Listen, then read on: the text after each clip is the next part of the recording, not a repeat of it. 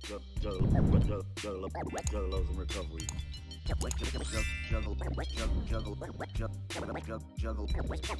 Juggalos in recovery. Welcome everybody to Juggalos in Recovery. This Wednesday song meeting.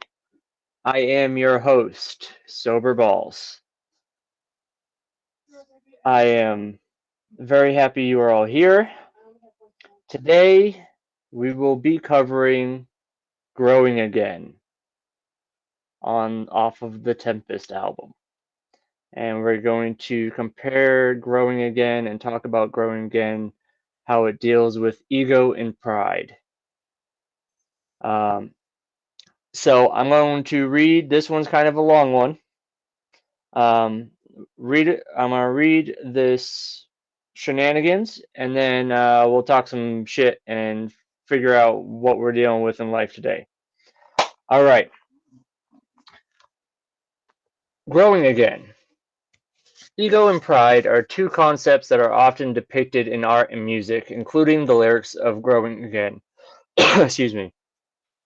The song begins with the desire to be a giant among men, to be the biggest and most powerful person alive. The lyrics convey a sense of ambition, excitement, and perhaps even arrogance, as the narrator reveals in their growing size and strength. At the core of this desire lies the concept of ego, which refers to a person's sense of self importance, their belief in their own abilities and value. Ego can be both positive and negative, as it can fuel a person's ambition and drive, but it can also lead to narcissism and self absorption. In the case of growing again, the desire to be giant could be interpreted as an expression of ego and need for dominance over others. Alongside ego, the lyrics also touch on the concept of pride, which is a feeling of satisfaction in one's accomplishments or abilities. The narrator takes pride in their growth, seeing it as an accomplishment and a testament to their strength. However, as the song progresses, it becomes clear that this growth is causing problems, both for the narrator and those around them. They are unable to control their size and strength, causing damage to their surroundings and alarming those who witness their growth. The lyrics also highlight a potential negative consequences of unchecked ego and pride, including alienation from loved ones and society at large. As the narrator grows larger and more powerful, they become increasingly isolated from those around them, even their close friend Shaggy, who is initially fascinated by their growth but soon becomes afraid and uncomfortable around them. The song serves as a cautionary tale about the dangers of unchecked ego and pride, as well as the importance of balancing ambition and humility. While the desire to be great achieves achieve greatness is natural and even admirable, it is important to remember that greatness can come at a cost, both to oneself and others. As the lyrics of Growing Again suggest, it is essential to be mindful of one's own growth and its impact on those around them, lest they become a giant among men, but lose everything else in the process. At the beginning of the song, the protagonist declares that he wants to be a giant, the biggest motherfucker alive, expressing a desire to be powerful and dominant. This desire of power and dominance is a common aspect of ego and can be both positive and negative. On the one hand, having a strong sense of self confidence and desire to succeed can drive a person to achieve great things. On the other hand, excessive pride can lead to arrogance and sense of self entitlement, causing a person to become blind to their faults and weaknesses.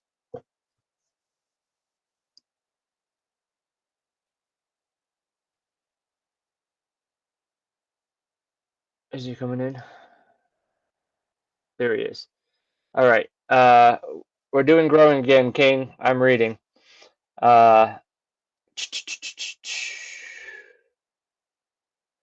as a do do do do, I lost my place.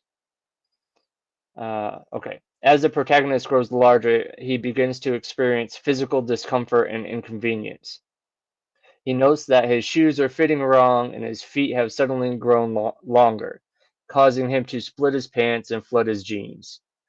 This physical discomfort can be seen as a negative consequence of ego and pride, as the protagonist's desire to be bigger and more powerful has resulted in a loss of physical comfort and ease. As the protagonist grows even larger, he begins to attract attention and scrutiny from those around him. Shaggy, his friend, expresses shock at his size and warns him to be careful not to cause damage. The media and the government become interested in him, offering him jobs and trying to study him. This attention can be seen as both positive and negative, as the protagonist's size has brought him fame and recognition, but also threatens to consume him and rob him of his autonomy. Despite the negative consequences, the protagonist remains proud of his size and power. He declares that he and Shaggy should tell the world to fuck off and embrace their uniqueness. This pride and self assuredness can be seen as a positive aspect of ego, as it allows the protagonist to maintain his sense of self in the face of scrutiny and disapproval. Ultimately, the protagonist's growth the, the protagonist's growth leads to his departure from Earth and into outer space.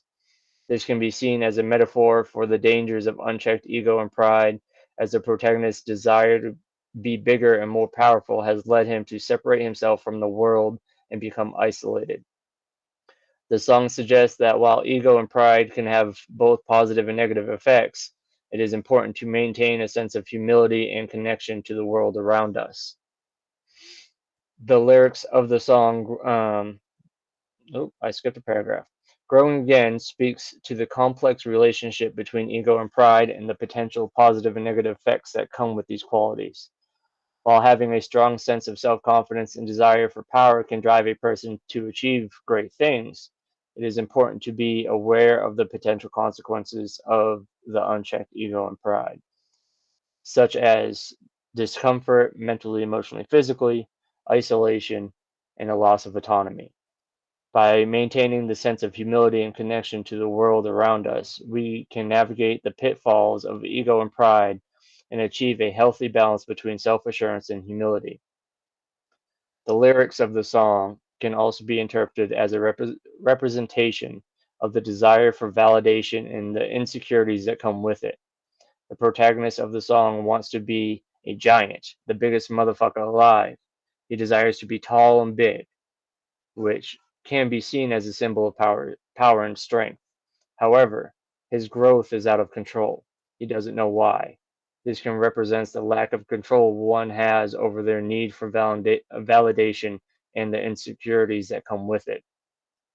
The protagonist's growth causes him to feel uncomfortable and unsure of himself. He notices that his shoes don't fit right, his clothes are becoming too small for him. This can be seen as a representation of the physical discomfort that comes with the emotional discomfort of seeking validation. He becomes self conscious about his growth and it starts to affect his interactions with others. He is afraid of how he will be perceived by others, and this fear causes him to act out. The protagonist's growth causes him to become isolated from those around him. His friends and even his dogs are afraid of him. This can be seen as a representation of the alienation that comes along with seeking validation. When we are so focused on seeking validation from others, we often lose sight of our true selves, and this can cause us to become isolated and lonely. The media and the government offer him jobs and swarm around him, making him feel like a freak of nature. This can be seen as a representation of the pressure that comes along with seeking validation. When we seek validation from external sources, we open ourselves up to the scrutiny and judgment of others, which can be overwhelming and lead to feelings of inadequacy. In the end, the protagonist runs off the planet into the black of outer space. This can be seen as a representation of the extreme lengths that people will go to seek validation. When we are so focused on seeking validation from others, we can lose sight of what is important and become consumed by our own insecurities. Damn, that was powerful. Who wants to go first?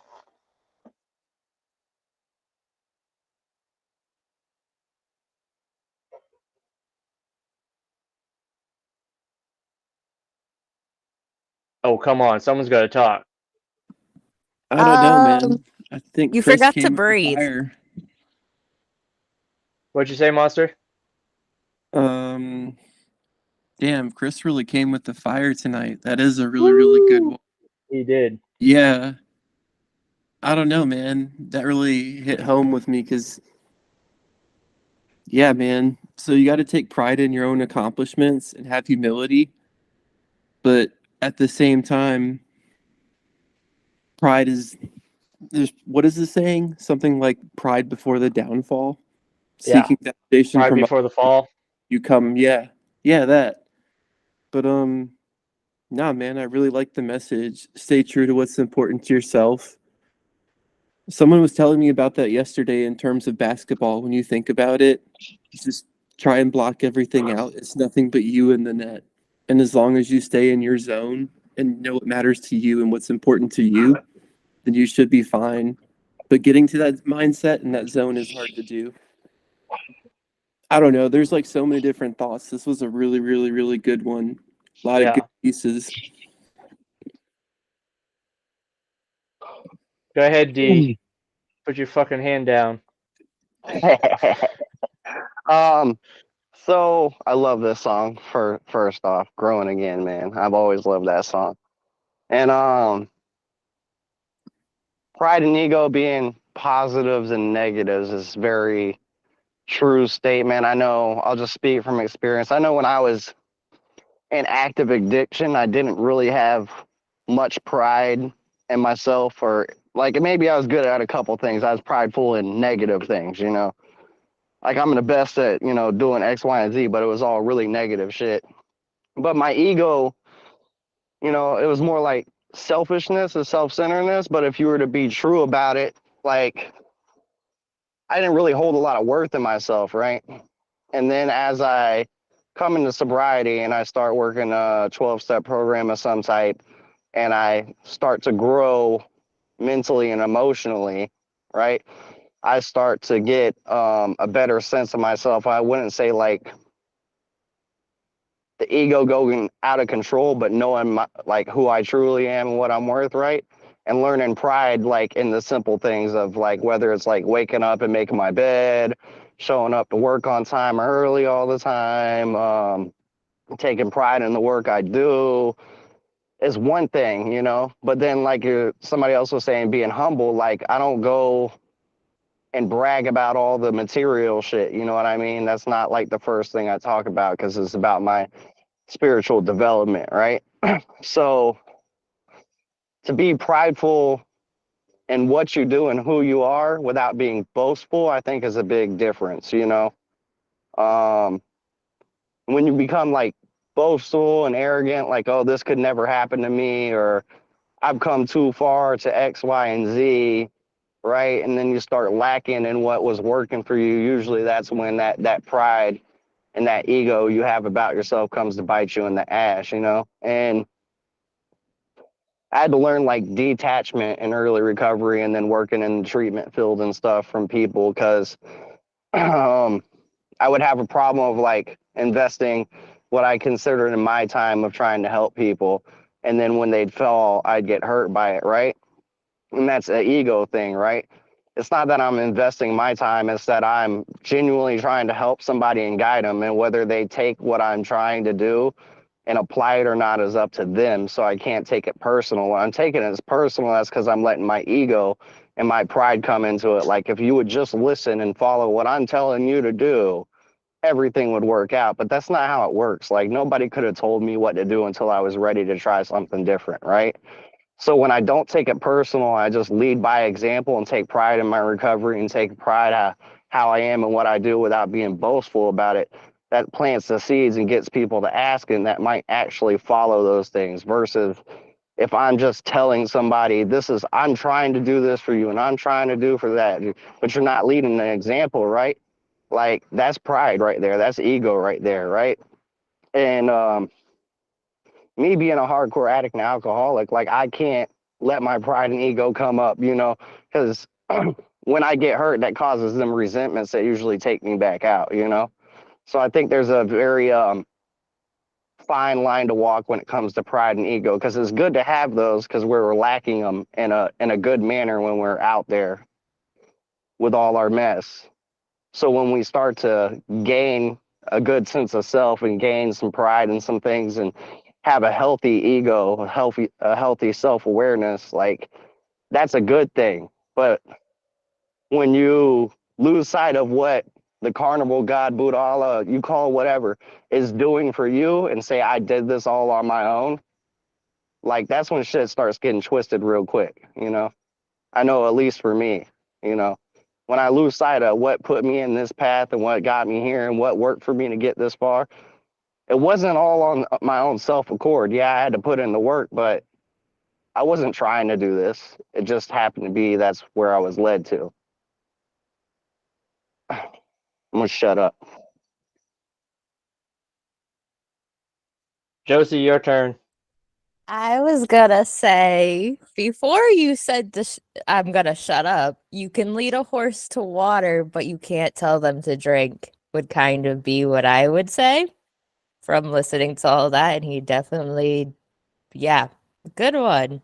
And it kind of stinks that the one person that I would say, I'm glad he heard it, but it kind of stinks that he didn't stay. But there's a good example. You can lead a horse to water, but you can't tell him to drink it, or that water's what you need the most in your life at times. There you go. So I want to touch on a couple things.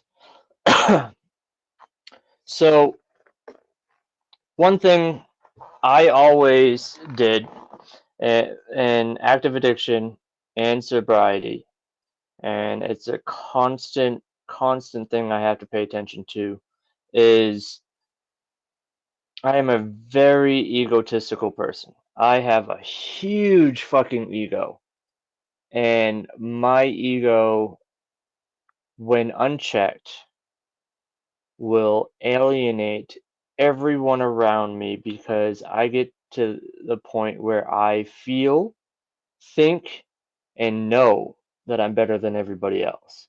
No matter how false that is, that's where I am. And when I start portraying that outwardly, it is extremely toxic to everyone around.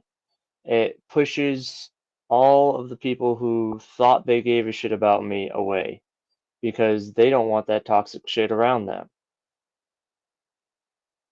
And the reality is I don't feel like I'm a toxic person. I have qualities that I need to work on that can become extremely toxic to everyone around me. Everyone in this room, everyone in addiction, everyone in the world is just a human being. We all deal with things on a daily basis. There is not one person in this world who does not have some form of trauma. What we are taught, what we deal with through life, has programmed our brains to find a way to cope.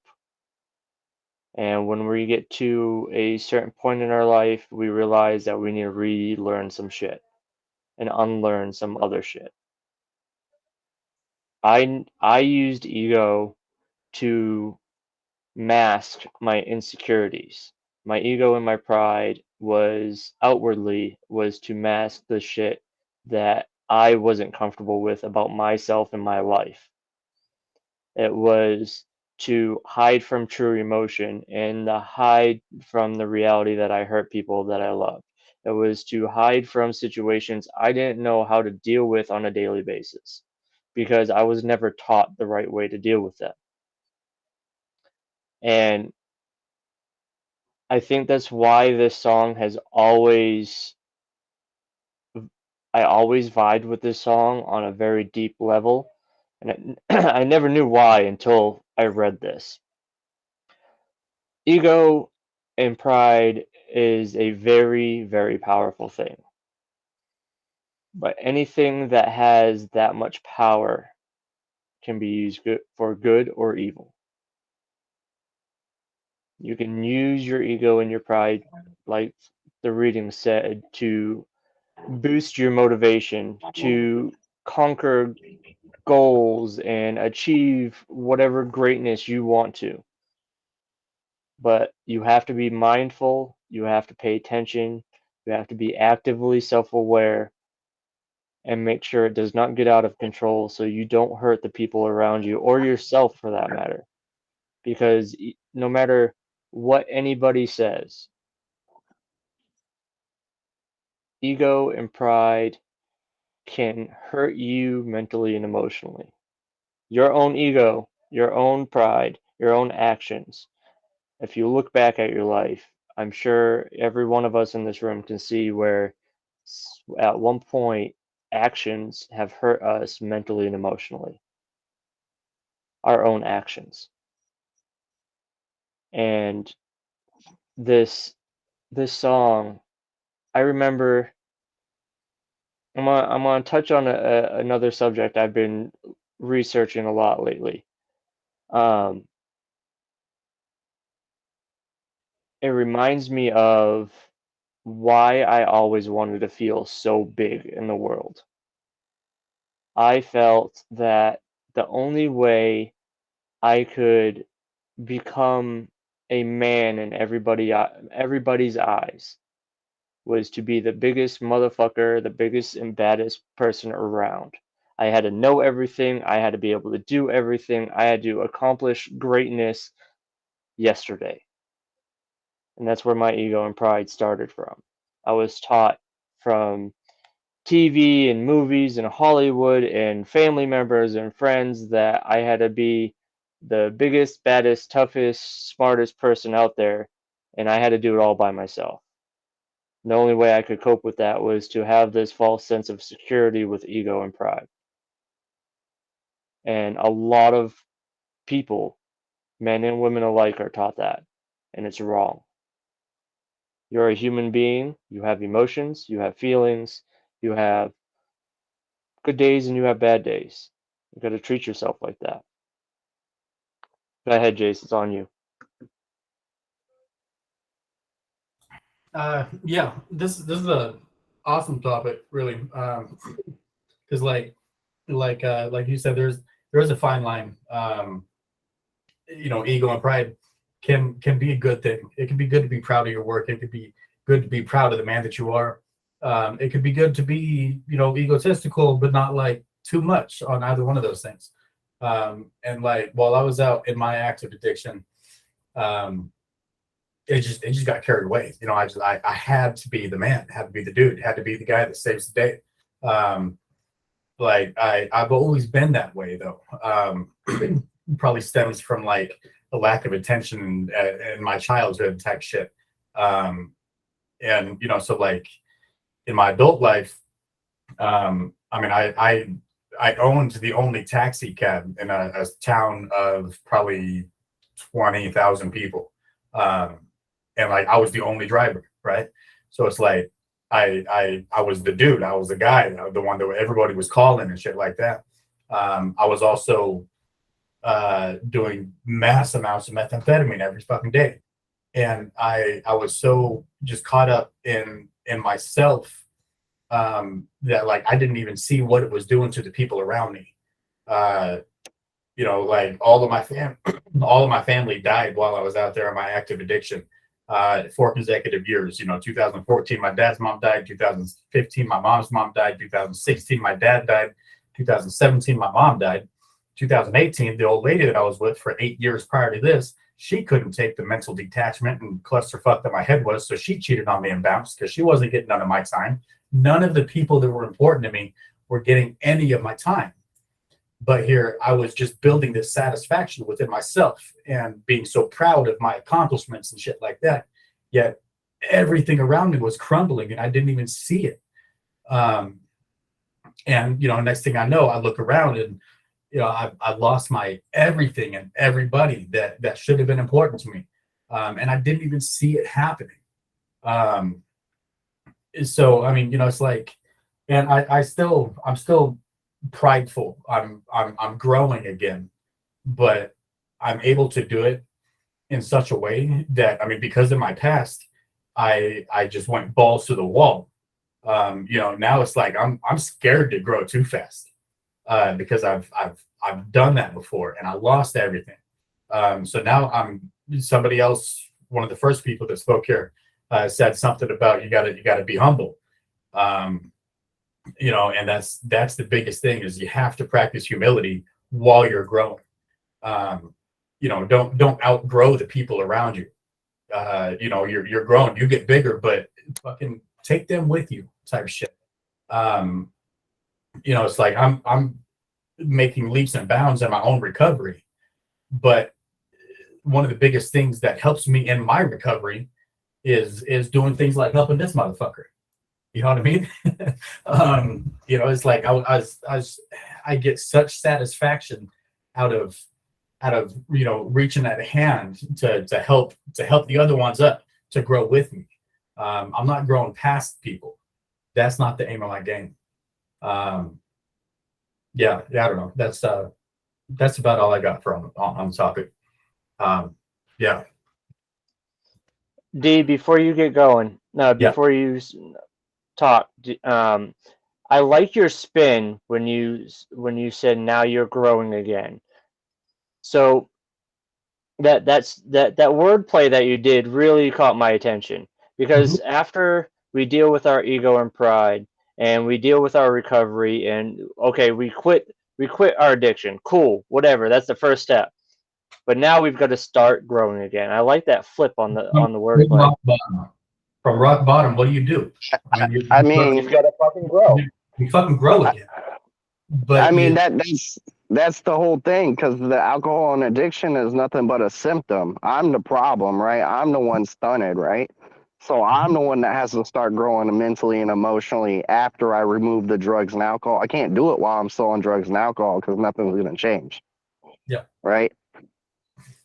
And what you were talking about is I didn't really go in depth, but like, right, that ego and that pride, right? We have that ego, whether it be upbringing, like I was a street kid, whatever it is. Like I can drink anybody under the table. I can move dope the best. I can do crime and get away the best. I can I can get as many women, whatever it is, right? The ego thing. I got to be the man, like somebody else was saying, And when that defense mechanism gets poked through, right? Our pride comes in and we will bludgeon somebody so bad emotionally and mentally. That's why we push them away, right? That's why I said it's like it's a fine line, right? So I said you kind of gotta like stay humble, right? Like, because if it was up to our own devices as addicts and alcoholics, we would keep using and drugging if there was no consequences to make us change. If we could do it functionally, right? So we get led down whatever course of events in life and path that leads us to a point to accept maybe I'm not right here and maybe I have a problem with this and maybe I should do something different. And it usually comes with a lot of pain and regrets and heartache and sorrow, right? Hell yeah. And when you finally introspect on yourself, once the fog's lifted after all the drugs and alcohol, and you can start seeing, you do your little 4 steps and 5 steps, and you go through your amends process, and you can see those defects. The longer you stay sober, the quicker you see them pop up, and that's part of being human, right? And you got to stay humble, because all the gifts that I have is only because I put in work and God put me on this path. The carnival put me on this path, and I was willing to accept the guidance of somebody else and try something different, right? I was willing to listen to other people who came before me that are doing the thing, right? So I got to stay humble, because once I go, I did this, I did that, I sacrificed this, I'm doing this, and you're not doing that, but I'm doing, that's the unhealthy ego, right? If I remain with what they say in the room, attitude of gratitude, right? If I remain with this attitude and be grateful for these are all blessings, because if I had it my way, I wouldn't have none of this stuff, right? Because the drugs and alcohol were my go-to. That was my number one thing. I didn't give a fuck, honestly, about anything else in the world. Music, drugs, and alcohol, that was it. So everything that my life has become is blessings, right? because I got put in a position and got humbled, and then was willing to remain humble and teachable so I can grow, you know. And I just wanted to go more in depth because Frank's got more into detail of what I was saying. Like, when I was out there, my pride and ego was not a good thing, but in recovery, it can be a great thing. But like you said, you're helping Spaz out, right? If you take it as you're not being the vessel for the carnival or God and helping guide him, and you take it as I'm doing this, I'm doing that, and he was to go mess up, that would hurt your ego, because that's what it used to do to me. Speaking of from experience, I invested, I did all this for you. No, God was using me as a vessel to help you. And then when you weren't ready and you went back out or you OD'd or something happened, I got hurt by it because my ego was invested into it. When I wasn't realizing, I just got put in a position to be that vessel to help the next person. You know, like you were saying, it's not a handout, it's a hand up. Yeah. I'm not giving you nothing. I'm trying to pull you up to where I'm at, you know, and whether you're ready or not, it's on you. So like in recovery, that's where the ego will get you right there. It's like, look at all I accomplished, look at all I did. But if you ain't giving credit where it's due, because right, it had to be something way bigger than ourselves that got us here, right? All in the same room, all this spawned out, all this from all ends of the country, right? Like that's something way bigger than us, you know.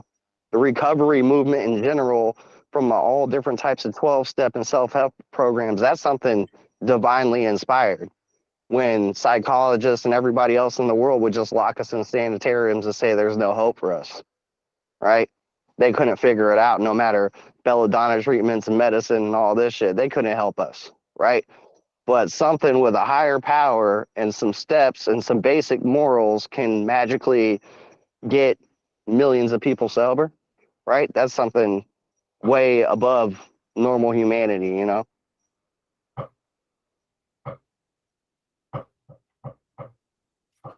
Yep, I hear you.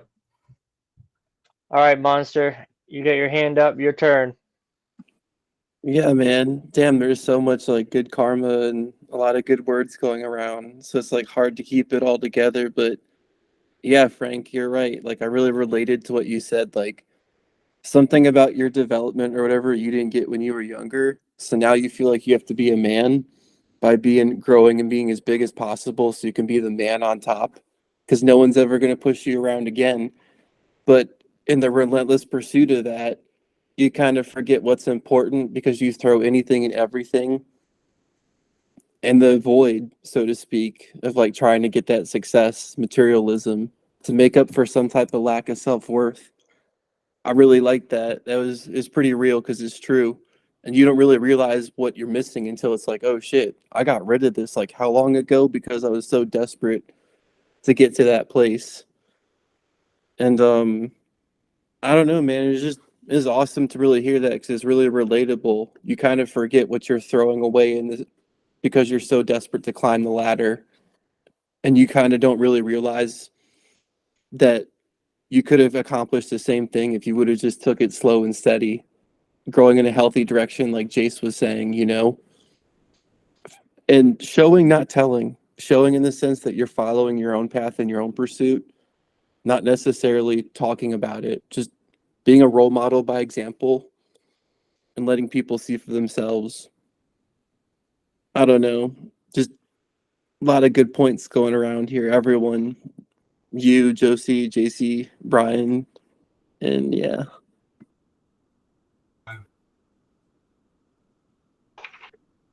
Makes you look at your schoolwork thing, huh? Just Yeah, messing with you. Monster. All right, so before Jace goes again, I'm going to read the last line of this again because I want to touch on it. In the end, the protagonist, Violent J, runs off the planet into the black of outer space. This can be seen as a representation of the extreme lengths that people go to seek validation. When we are so focused on seeking validation from others, we can lose sight of what is important and become consumed by our own insecurities. So, as I reread that, and I've read that like 3, 4 times as people were talking, two things come to my mind. One, my childhood was fucked. My childhood, I was adopted, I was abused mentally, emotionally, physically. Um, there's been some crappy shit that's happened to me in my life, and everywhere I go, I felt like I wasn't good enough. I felt like there was nothing in the world that I could do to get the approval or be validated by other people. But no matter how much effort I put in, it was a pursuit that was never going to stop because I was never going to get what I needed from other people because I wasn't giving it to myself first. I did not like myself. I did not know that it was even possible to like myself. So that's one side of it. And the other side is tying that in with my personal addiction. I started drinking because I was cool with the people who were drinking.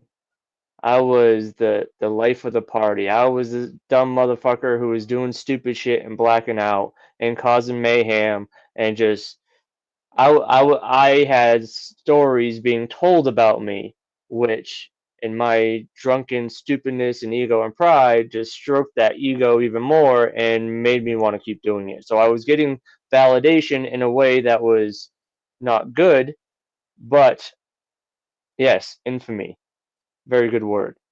Um, I was getting the validation in a way that was actually hurting me instead of helping me. That's a personal story for me. Jace, your turn. Oh yeah, what's up everybody? My name is Spaz.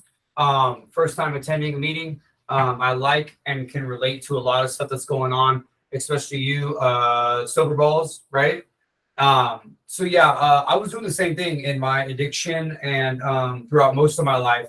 I had experienced a lot of trauma and abuse as well, physically, mentally, verbally, sexually. And so in order to combat that, I had to become the biggest, baddest motherfucker around. And I'm a small guy for the most part, but and it did help me. It helped me survive. But then once I got older, I realized I was living in survival mode and trying to obtain this unobtainable like ego trip where like I'm the biggest, baddest, smartest, coolest guy around. Being able to be humbled was like, okay, there's always a bigger fish, there's always a smarter person, there's always somebody cooler, more money than you, all that stuff. So like through spirituality and just a lot of self realization, I ended up coming to this point to where I was very humbled, and I realized that no matter what things I have, no matter who I'm dating or where I'm going, what I've done, there's always somebody cooler than me. But on that counter side of that, it's like I know that I'm a fresh motherfucker. I know that I'm super dope. I know that I'm super strong. I know that I'm super capable, super skilled, super smart. But I have to always take that with a grain of salt and be like, I'm always willing to learn. I'm always willing to expand my knowledge. I'm always willing to get stronger, work on something. And when people, in my addiction, people would criticize me and I would be like, oh, you don't know what the fuck you're talking about. But now, even now that I'm in a more enlightened state, when people criticize me, I'm like, oh, I'm always like entertaining that. I'm like, is that something I can work with? Okay, you have a point there. I do have maybe narcissistic tendencies here and there. Let me work with that, or I do come off as a cocky son of a bitch sometimes. Let me work with that, and it's funny how, when I used to lead with like, listing off all the things I've done or listing off the, how many gatherings have you been to? Or, oh, how many, what you have you been to think of, measuring up to comparing to other people, which is stroking the ego. Comparing yourself to anyone else is an ego stroke and also debilitating towards the other person because you're trying to like knock them down in order to put yourself up. And then now in a state where I come from, now I'm always talking about what I'm doing better from my old self. I'm comparing my old self to the self I am now. And I try not to lead by like conversations or compare to like listing off your achievements. I just like to say like what I'm doing with my own self, like I'm like, oh, I'm going to therapy today, or oh, I'm going to treatments, or I'm doing trauma healing stuff, or this and that. And back in the day, you know, I would always list off like other things, like I would choose like, oh, I'm working, I got these drugs, whatever you need, or I got my house, or I got this and that, you know. And now it's more of like I've been stripped of all of those things. You know, I've been kind of humbled in a super kind of funny way. The carnival has blessed me by stripping me away of like all of my material possessions, living situations, house, job, all that stuff, and then put me in a position to where it stroked my ego in a healthy way, because I realized that I don't need any material things to be an awesome person. I know that I'm an awesome person just by existing and being a person who is, like Jay said, like giving a hand up to other people. But I do have to disagree with what you were saying earlier. Like, I do have to outgrow certain people. You know, unfortunately, I have to outgrow certain people and certain people, places, things, because those were the things that were my addiction were, and I had to outgrow them in order to become the person who I am today. So And that is hard as fuck.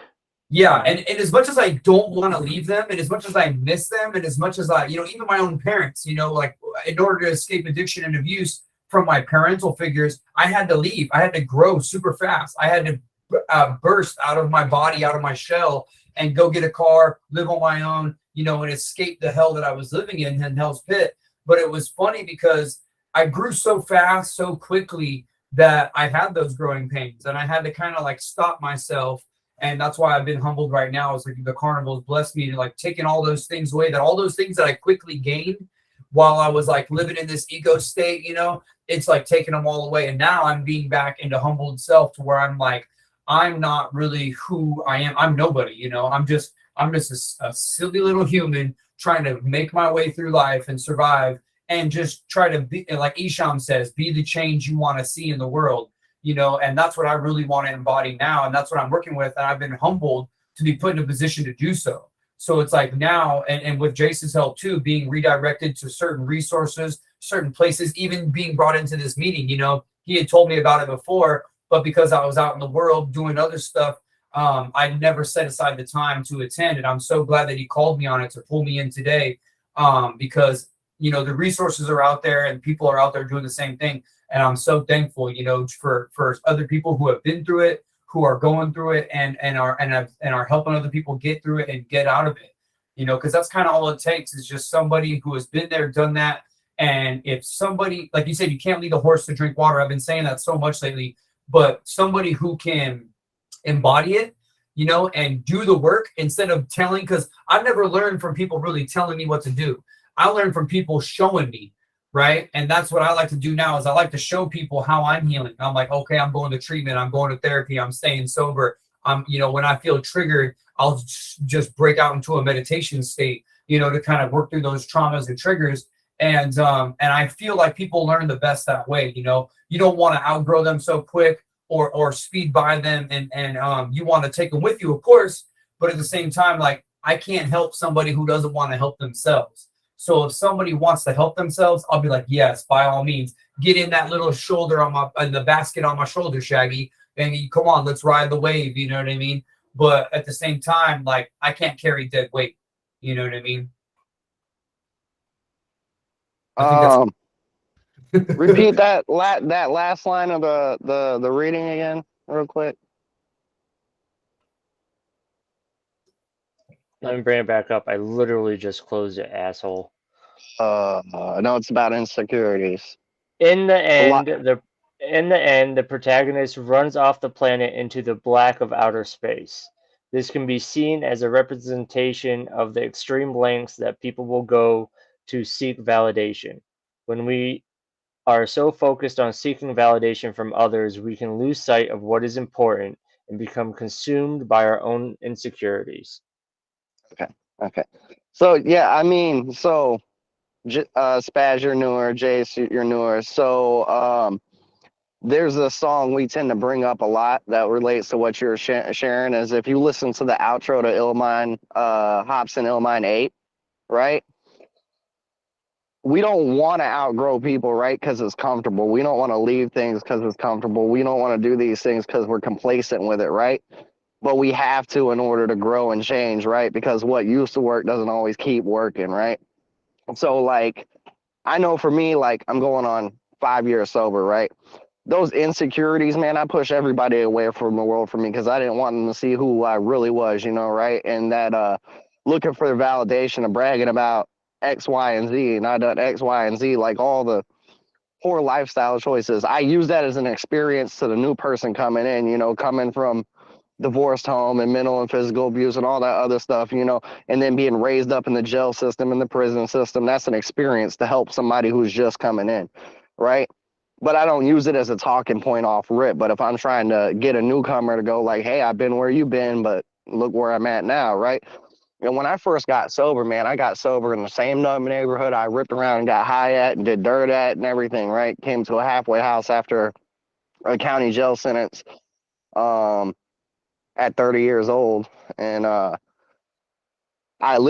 just quit talking to everybody because none of them were good for me. You know what I mean? Like it was all the old friend circles. It's all the drama. It's all the bullshit. It's all that. Like I had to switch up my whole friend group.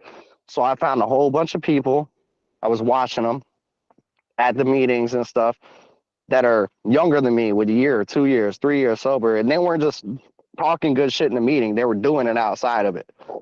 So I surrounded myself with those people, right? That way I can become more like this friend group, right?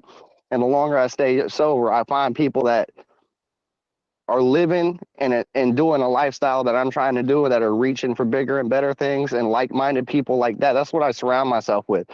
I don't forget where I came from. And a lot of people even back then are like, I love who you are now. They'll go back to that person. You were this, you were that. I'm cool with that, but I still keep them at a distance because that you know, that's an old life. But right, the lead by example is so important, right? Because you can say all the good shit in the world, but if you're not there out there doing what you're talking about, like you're not doing nothing for nobody, bro. You're just taking up space, you're taking up a seat, you know, and you're still trying to be that I'm doing X, Y, and Z and talking all this good stuff, but you're not walking it, right? So you're doing the same thing you did when you were living dirty, right? Talking a good one, which we can all do that, you know. And then, damn, there's something else you were saying, Jason. Spaz, I just totally fucking lost it. Look, okay, so yeah, I had to be completely broken down, right? Almost 5 years ago, I was no driver's license, homeless, burned every relationship. The woman I'm now married to left with me. I'm just completely dead in the water. I lost everything material pretty much besides some clothes and some tattoo equipment, man. And that was like a blessing, right? They say like the program or recovery is about ego deflation, right? So I got deflated right there. I got humbled real quick, right? I call it getting humbled, right? Um, but in doing so, it gave me all the time and opportunity to grow and change. And I went into this thing really, really heavy, really, really quick, and like went through steps in like my first 60 days out of jail and started going to detox and treatments. And like I learned how to be at peace and happy and comfortable in my own skin, where I didn't need the validation or anybody's opinion to know my own worth, right? And once that happened and my whole mindset started to switch is when things started getting amazing. Like I can tell you about all the material shit throughout the process I've gained, but none of that matters because if I was to lose it all tomorrow, I know I'm not going to go get high and drunk over it and that I'll still be fine on the inside, right? And that's the biggest thing because I used to always, like, we always talk about this, like, even us as alcoholic addicts, we have codependencies problems, right? That's where that validation is, right? I'm dependent on somebody else to make me feel good. I'm dependent on a drug or a drink to make me feel good. I'm dependent on that whatever to escape. And at the end of the day, like, really don't need nothing. If you can sit there and meditate, listen to some music, pray or whatever, like, you're fine on your own. Like, and that's like the difference, I guess, between being fine while you're alone, which we've had meetings on this, and isolation, right? I'm okay with being around a bunch of people. I'm also perfect just sitting in my house and not dealing with a motherfucking person. It doesn't matter to me. I don't have to occupy my time with people all the time, right? Because I don't need that validation, right? So, like, it's just like the pride and ego. There's healthy and unhealthy. Same thing with validation. Okay, if I'm walking what I'm talking and people pay me a compliment, yeah, that feels nice, but I'm not doing it because I'm looking for it, because this is just who I am, and this is who I'm happy being, right? So it's not like I'm out seeking a validation, you know what I mean?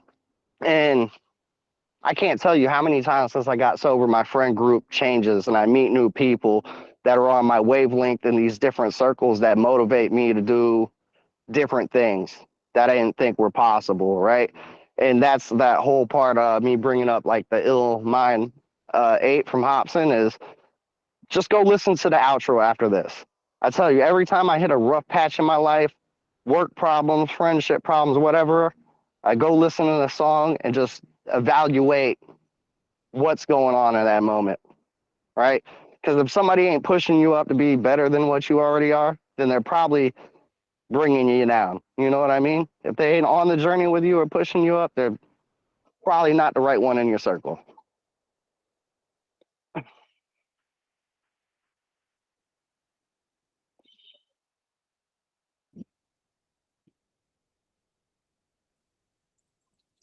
Josie, you're Yeah, up. I was gonna say exactly. And nice to meet another freaking spaz. I hope you're not actually a psychopath like the other one I knew, or completely and utterly dumb. I would say by some of the shit you said, homie, I can tell you're on the right track. Keep going with it. You're doing good. That's kind of where I wanted to get at. And lost my train of fact on everything else I wanted to say since someone else went before me and always confuses the fuck out of me. But it's okay. I love you too, homie. I'm surprised I stumbled into there's still a meeting here. All right. It happens to me all the time too, Josie. That's why I had to get Frank to repeat that freaking line. I'll lose. I want to say 100 things and I forget about it. Yeah. Yup. That's why notebooks are always important, I feel. But I'm not writing shit down at the moment because I'm way too fucking lazy. I see you, Anthony. I am glad you joined. The Scarecrow. topic song was Growing Again, talking about ego and pride, the good and the bad, validation, seeking validation, how it impacts your ego and your pride, and so on and so forth.